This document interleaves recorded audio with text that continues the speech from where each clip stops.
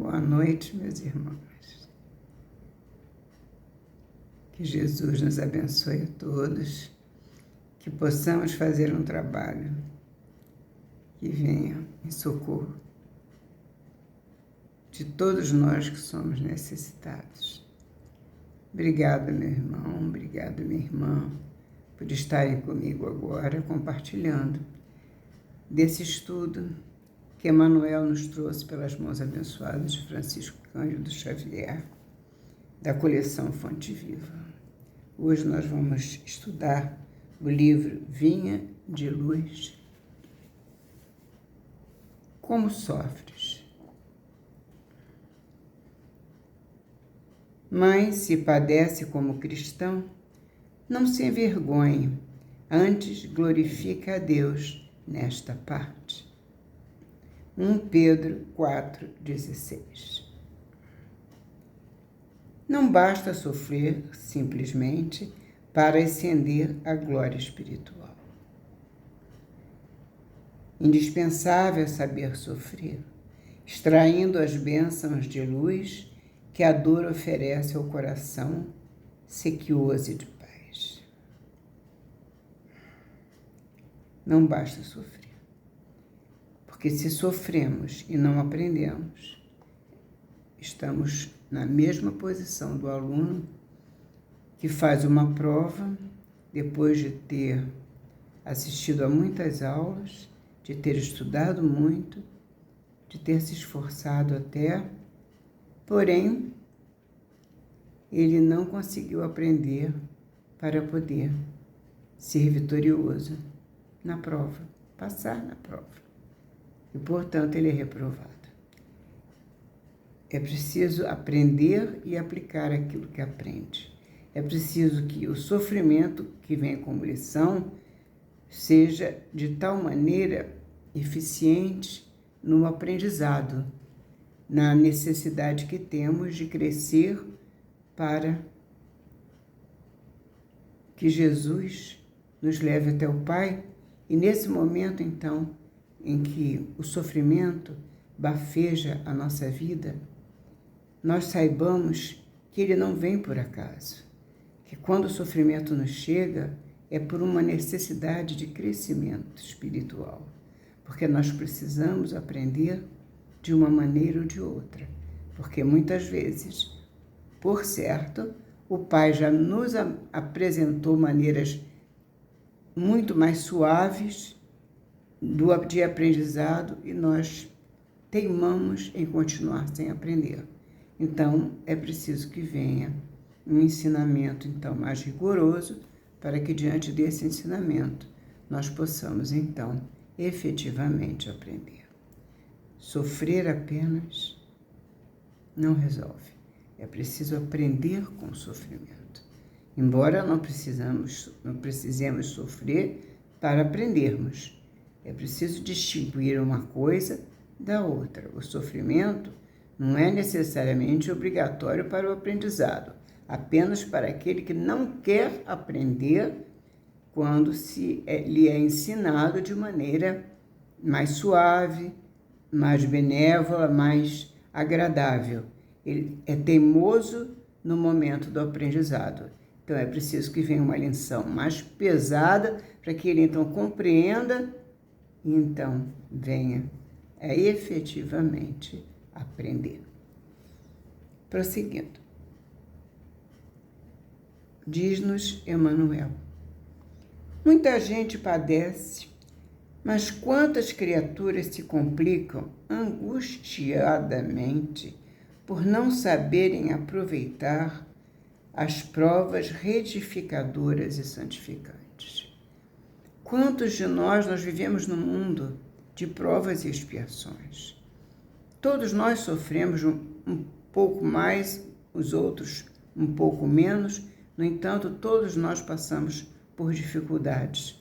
Essas dificuldades são aprendizados da escola da vida, porque a vida, o mundo, é escola. E com a vida nós aprendemos, com a encarnação nós estamos prontos para aprender. Se nós nos afastamos do aprendizado, se nós fugimos do aprendizado, e efetivamente nós vamos continuar na ignorância.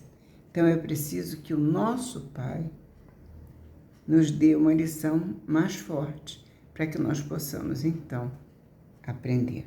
Porque, como diz Emmanuel, muita gente padece, mas quantas criaturas se complicam angustiadamente por não saberem aproveitar as provas retificadoras e santificantes. Vemos os que recebem a calúnia, transmitindo-a aos vizinhos. Quer dizer, ele recebe algo desagradável e ele passa adiante, como se ele passando adiante ele pudesse se libertar daquela sensação desagradável, quando na verdade essa maneira que alguém se refere a ele é uma maneira que ele possivelmente passou essa impressão, a impressão de alguma coisa desagradável e que deixou, então, para culminar na calúnia, a calúnia que ele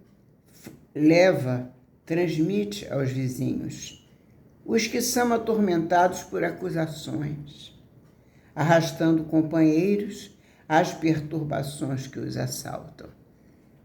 Ele está num caminho difícil, ele, ao invés de se afastar daquele caminho, ao contrário, ele leva irmãos junto com ele para o caminho difícil também, para se perder junto com ele. Ele arrasta com ele outros irmãos. E os que pretendem eliminar enfermidades reparadoras com a desesperação. A enfermidade nos chega para o aprendizado também. Nós não passamos por uma enfermidade apenas porque o nosso Pai quer que possamos sofrer um pouco mais. Deus só quer o nosso bem. O nosso Pai, como disse Jesus, não tem uma pedra onde repousar a minha cabeça. O nosso Mestre não tinha uma pedra onde repousar a cabeça. O Pai nos dá tudo o que precisamos. O Pai nunca nos nega absolutamente nada. Nós é que plantamos aquilo que nos vem fazer o mal. E quando nós fazemos uma plantação negativa, uma plantação amargosa, nós vamos colher o que é negativo e o que é amargo. E depois queremos arrastar conosco os nossos irmãos de caminhada para a nossa plantação. Isso é realmente muito triste. O nosso débito fica assim muito acrescido de juros, porque nós fazemos exatamente tudo que não devemos. E, infelizmente, a enfermidade nos chega depois de tantos desmandos e nós nos revoltamos com a enfermidade. Quantas vezes nós ouvimos, mas que mal eu fiz a Deus? Por que eu estou nessa situação? Por quê? Mas Deus só nos quer o bem, é nosso Pai. Qual é o Pai? Se o Pai humano quer o melhor para o seu filho, que mais poderia querer nosso Pai espiritual, nosso Pai todo poder e bondade, que não seja o nosso bem eterno para a nossa felicidade? Não é verdade? Então, nós não podemos pensar em momento nenhum que a nossa enfermidade tenha alguma coisa a ver com a vontade de nosso Pai. Mas vamos voltar para nós os olhos e ver que é pela nossa vontade que erramos nos caminhos na hora de trilhar o nosso destino. Prosseguindo. Quantos corações se transformam em poços envenenados de ódio e amargura, porque pequenos sofrimentos lhes invadiram o círculo pessoal. Há aqueles que não suportam os menores sofrimentos. Ora, vamos Vamos pensar um pouco sobre isso. Um mundo de provas e expiações. Para todo lado que nós nos viramos, nós vemos sofrimento, dificuldade, luta. Os nossos irmãos, assim como nós, passamos por muitos sofrimentos, por muitas dificuldades, mas qual é a nossa obrigação? Aprender com o sofrimento e lutar para que o sofrimento da próxima vez, se ele vier, possa nos encontrar mais fortalecido para podermos superar. Superar são aquelas ondas altas que vêm e que nós vamos superando porque aprendemos a nadar. Aquele que quer teimar em simplesmente ficar em berço esplêndido, aquele mar tranquilo, ele simplesmente há de se afogar todas as vezes que aparecer uma onda e voltará na outra encarnação para se afogar novamente. Porque ele não quer o menor sofrimento. Não são poucos os que batem à porta da desilusão, da descrença, da desconfiança ou da revolta injustificáveis em razão de alguns caprichos desatendidos. Nós só podemos entender que são irmãos muito orgulhosos. Eles pensam que eles vieram ao mundo para desfrute, para viver uma vida de delícias, que aqui seria um mundo celeste, mas não o mundo celeste e divino, o mundo divino, o mundo de nosso Pai, porque o mundo de nosso Pai todos trabalham. O nosso irmão da lição, ou os nossos irmãos da lição, são aqueles que querem um mundo sem trabalho, sem dores e sem sofrimento, apenas um mar tranquilo e sereno, que talvez eles venham a se cansar com tanta serenidade. Porém, logo em seguida, eles batem a porta deles, a desilusão pelo seu modo de vida, a desilusão vem atrás, a descrença. Se já não tinham fé, perdem a pouca fé que tinham, e se não tinham, ficam descrentes de si mesmos, não acreditam nem em si mesmos. Da desconfiança, desconfiam de tudo e de todos, ou da revolta injustificável, se revoltam também com Deus, com o mundo, com a vida, com os irmãos, com todos. O mundo realmente está contra ele. Ele simplesmente é um sofredor que o mundo está contra ele. Ele carrega o mundo nas costas. Esse irmão simplesmente precisa aprender a viver. E a vida ensina, porque a vida, o mundo é escola e a vida é aprendizado. Prossegue Emmanuel. Depois de tanto sentimento de desilusão, descrença, desconfiança ou da revolta injustificáveis em razão de alguns caprichos desatendidos, pergunta Emmanuel, seria útil sofrer com a volúpia de estender o sofrimento aos outros? E aí eles pensam, bom, então já que eu sofro tanto, eu vou estender meu sofrimento aos demais, porque assim eu não sofrerei sozinho. E ele então arruma companheiros para dividir o sofrimento. Ele acha que talvez sofra menos. Simplesmente é muita vaidade, muito orgulho, muita presunção. São ainda irmãos que trazem em si sentimentos muito pesados, que precisam realmente de muita oração por eles. Muita oração. Não será, prosseguindo Emmanuel, não será agravar a dívida o ato de agressão ao credor? Uma vez que Emmanuel pergunta, seria útil sofrer com a volúpia de estender o sofrimento aos outros? Não será agravar a dívida o ato de agressão ao credor somente porque resolveu ele chamar-nos a contas? Ora, todos nós temos que prestar contas dos nossos dias, das nossas atitudes, de tudo aquilo que fazemos. Deus nos empresta os dias, as horas, os minutos, a vida, o corpo, tudo nós temos por empréstimo.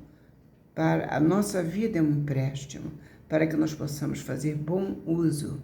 Se nós não soubermos fazer bom uso, nós vamos sofrer as consequências. E essas consequências serão aprendizado, nunca castigo. Temos que ver que Deus não castiga, Deus apenas dá corrigenda. Emmanuel nos ensina assim. Prosseguindo. Raros homens aprendem a encontrar o proveito das tribulações.